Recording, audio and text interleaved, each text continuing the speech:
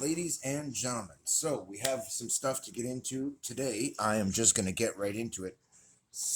I am going to start out by letting you hear a bow. Now, I've done this before, but just listen close, and I'll get into why in a second. And this is the final stage of tuning your bow, okay? So listen to this. Did you hear how loud that was? This is a weak bow. Not really. It's not my weakest bow, you might think, but it is. It's stronger than the RXD dual bow, which is just a beginner bow for kids. Big shock there. But let's move up to the next one in our category because I'm only going to show you the long bows here, okay? So here's one that's finished tuning. Okay, you can see it's got string silencers. I'll cover that in a minute. So let's take a look at the next one. Can you hear that? That's not even a full draw, guys. And you can see the amount of vibration. Watch the string carefully. You can see how much vibration is in that string, you guys. It's a lot. And so we come to the tuning of the bow because the small bow isn't so hard to shoot that it would be a problem.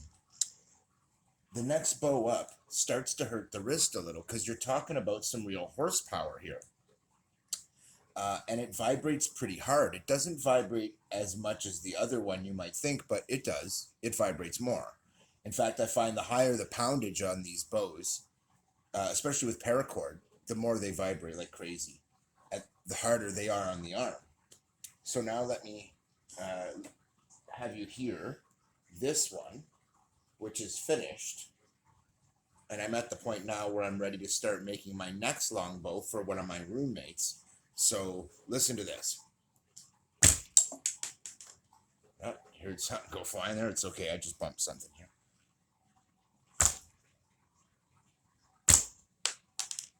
Now, you can see, this is what I was just losing. I'll show you why.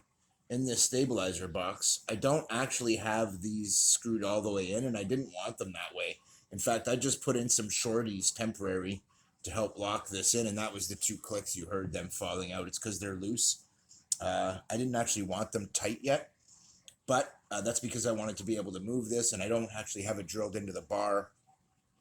I never recommend locking anything in place until you have thoroughly tested it. So take a look here. You'll see we got string silencers.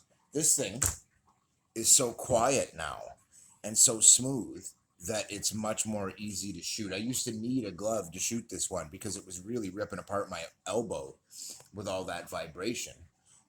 And now it's so smooth and so dead in the hand compared to what it was that I can absolutely recommend it. You'll see I have 2 of these string silencers. I'm going to show you the donor from those because it donated its life, and that was a good thing. But before I do, I'm going to show you guys the next update on my short hunt bow, my doubled bow, and check this out. So I can't really recommend any of these double bows. This one, I'll show you, has maintained perfect tiller. It's been great. The tiller stayed perfect. It's still amazing today. It's been great the whole time. My mission of making it hold tiller was successful. But I did a couple of things wrong. One, rock hard handle, guys. Rock hard handle. That's a good thing, but it's also a very bad thing. So what I need to do is soak it, add a layer of leather to the outside, because in the end, it's just a little too hard. What I should have done was left this outer layer soft and hardened just the inside. That was one thing. In addition, when I did this, I didn't actually epoxy any of this in place. I did recommend that at one point. And what the other thing I didn't do was I didn't sand down these bars. This one was pretty much an experiment, and I just wanted to see if it would work. But after a while of sitting on tension, it did this. And this slid right down. It bunched up the tape here and slid right down the rod. So I tried to pull it back, and it's almost impossible to move. I mean, one of the problems with these double bows is they are under a ton of tension. So one of the things I will say is if you're going to build this bow, make sure to sand down the area that is going to have your limb tip, and make sure that nothing is going to move. I recommend doing the same thing with your handle so everything stays solid, and epoxying it in place. You'll notice this one really hasn't moved. It stayed quite good. However, this is a fail. This is not reliable. And so what I can say to you is that even the double bows that I have made that are really awesome, like this one, have tons of poundage and I'm really happy with it in every way. I have been displeased with them in many ways. In this case, while the tiller remains solid, it has such a crazy heavy pull that it's less enjoyable to shoot than I had anticipated, because it's a lot higher poundage than I had anticipated, but also because of the crazy amount of vibration. So we're going to cover that, and I wanted to show you what to do about that, because the longbow was basically at the same point where I kept tuning it up and tuning it up and tuning it up.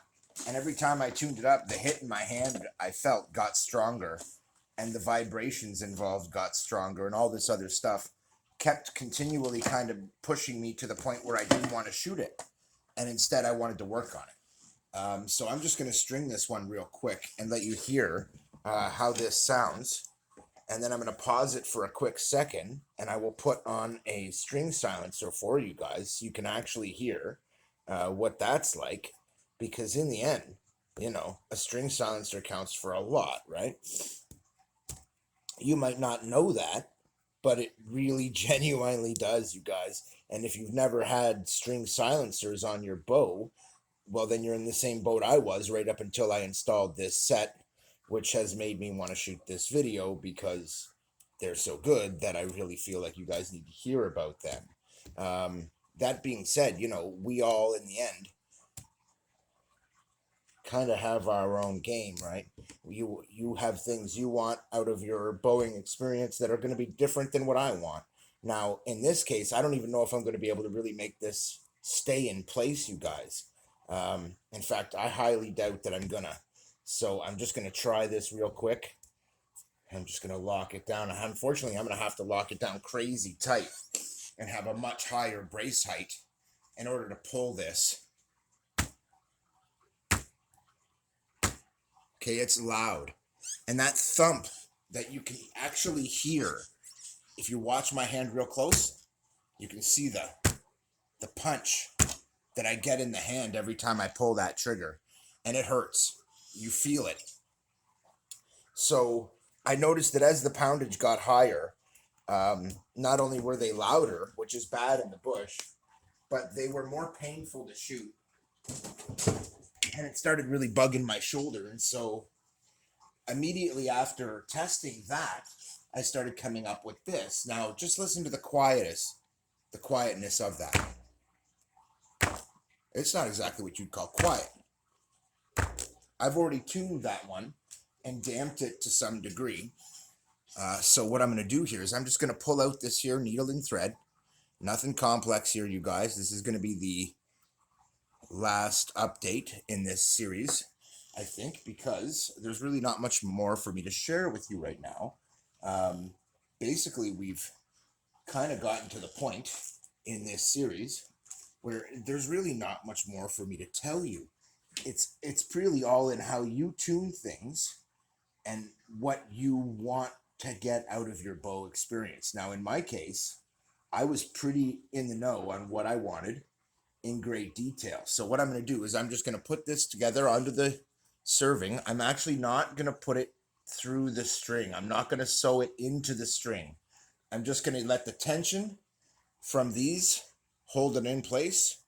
And I'm going to do a little spread of these feathers kind of thing and make sure that they can kind of spread out a little bit.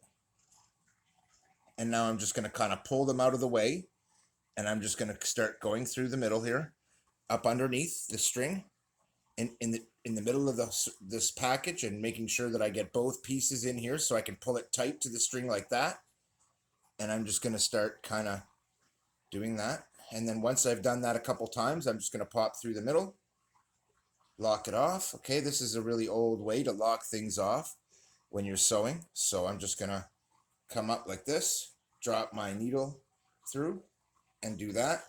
And now I'm going to snip that. I'm going to tie another knot, and I'm going to let you hear the difference that one piece made, and you'll be surprised. It really is a substantial difference. And when I put the second one on, you're going to be like, whoa, man, what'd you do? You lied to me. You just changed the bow. You did something creepy. You did some sketchy shit because you're an asshole YouTuber. No, man. No. This is just straight up. So this is what I'm telling you. So this is why I recommend it. So now we're going to move this down into the middle. Now, it normally wouldn't be there, but I'd also have two of them. You hear that? Move it up to the edge. Hear that? It got way quieter. So we're not done yet. We got one more of these we want to do. So I've got another knot tied. I've got another selection here. This one's a little thicker. And that's the other thing. So let's look in comparison. So you want to be careful about the size you choose here. See the size of this? Much bigger than the other one. Now I do have another one here that's small. And for this one, I've decided to go with two very small ones rather than a big heavy one. And I'm going to do this one a little different, just as an experiment. I'll show you in a second. I'm actually opening it because it's, if you look carefully here, you see it's a loop of material. I've just busted the loop open like that, put the string in the middle, folded it over, and now I'm going to lock it onto the string like this. Okay, so I'm just putting it through. This will attach it to the string without penetrating or puncturing the string in any way. I don't want to damage my string, and I want to keep this able to slide up and down. So there's no need to do this 50 times. You'll see by the amount of time this takes. I'm almost done. I'm just going to, in the process of locking it off. I actually went through 3 times. Now don't forget, with your thread doubled over, that'll mean you've got a 6-ply layer holding it all together. So that's pretty good. So I'm done here. I'm just going to snip this off. And I mean, it didn't even take much thread, guys. It's such an easy job. Like, look, that was it. It's done. Okay, now listen. Much better. And what you'll notice when you watch the vibration of the string, now I'm going to move these more to where I would want them. I normally would put them about between the middle of the limb tip and where my string is interacting. Now I can still hear the shot and feel it, but I'm still in the experimental phase. Now this is much better than it was, and I can feel the difference. I can hear the difference, and you can feel not just that there's less impact force in your hand because it slows the string down a little bit. That will reduce your arrow speeds though. So my initial thoughts were, I have fired with my longbow, and honestly, I couldn't tell the difference as far as the arrow hitting the target goes. They were still accurate. They were still coming in with plenty of momentum, hitting the target hard. In fact, I'll show you an impact here. Now, this is not a target that I expect to ever go through and through with, especially given that I'm not using combat or hunting or target tips. But check that out. That was an impact on the corner of a sealed container. So there's air pressure fighting it, crushing it like that.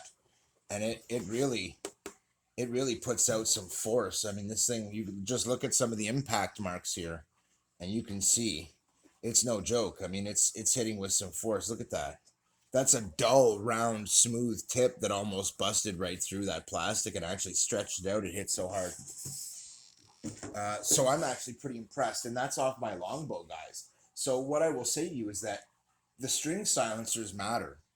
Now, I've put little tiny string silencers onto something that needs more. Now, this is what I was talking about. See this? This one I wasn't really careful, but I'll show you why in a second. I actually put very little on that because I kind of wanted it to come off. And the reason is this is too small. I actually decided I'm going to do the other thing where I'm going to put the 2 of those aside, these little tiny ones. I'm actually going to keep this little tiny one right here. And I'm going to add this guy. Now you might be wondering why I'm playing with pink and where this would come from, but this is a broken cat o' nine tails. I don't know if that's what you guys call them where you're at, but it's just a cat toy, and it had broken, so my roommate donated it to me for my various projects. And what you're gonna do is you're gonna snip it, and as you can see, you get a variety of colors. Unfortunately, there was only a couple places where there was white. So I took the first two of those and used them for my longbow. So the rest of the colors I got are pretty much green and pink and white. So that being said, now that I've attempted a small one on this, I'm going to slowly ramp up the sizes until I have it perfect, guys. But I liked the effect. See that? Even just the one of these has a huge effect. And the closer I move it, you would expect more, as at the middle of the string, to have a more of an effect. But it's actually the other way around. In fact, if I push it far enough down, it gets worse. It's right here, okay? Right here. You're going to go about 8 inches up from the where your string exits your serving, and then you're going to put it right there. So you only really need one, which was another point I make. You'll see a lot of people have two. A lot of these guys would do better with only one, just because if you're looking for the most feet per second and the most accuracy, reducing the string too much is a bad thing. So in the end, it's all about fine-tuning the details. This is why it's part of tuning your bow and not building your bow, because really the bow was built quite a while ago. It was finished. I'm still experimenting with handle materials, but I just put this one aside for a while I was working on my longbow. I tend to go back and forth between various projects. It gives me a chance to stop and think in between on what I want to do at each step and how I'm going to make things work. That being said, this is a lovely little bow, but it has quite the kick in the hand. And because it has such a big kick in the hand, it's really not my favorite one to shoot. In fact, right now, my longbow is right back to being my favorite one to shoot. And this little guy is so quiet and so easy on the hand, but it does have a ton of vibration. So it's actually going to get its own string silencer today as well.